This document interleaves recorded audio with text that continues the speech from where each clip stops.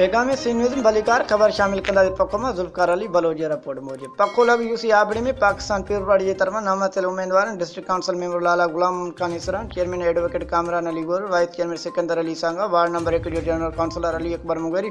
Ward number 2 councillor Muharram Ali Metlo, ward number 3 councillor Deen Mohammad Metlo, ward number 4 councillor Haji Arbab Ali Mugheri, आजियामी गोट रादो खान मुगेरी में पीरवाड़ी जी senior worker Wazir Ali Mugheri, Ali Mohammad Mugheri, Azhar Ali Mugeri, खादिम हुसैन सियार,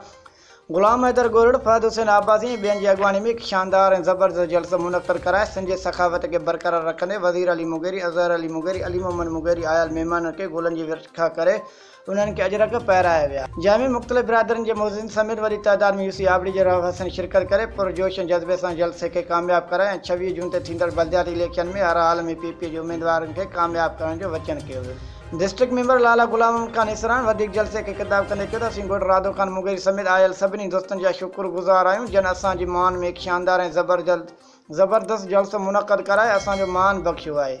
उम्मीद 26 जून ते थींदड़ बलदियाती इलेक्शन में ईअं ई असांखे वोट ॾेई करे असांखे कामयाब कराईंदा। वधीक ख़बरुनि ऐं न्यूज़ अपडेट लाइ विज़िट कंदा पेगामे सिंध न्यूज़।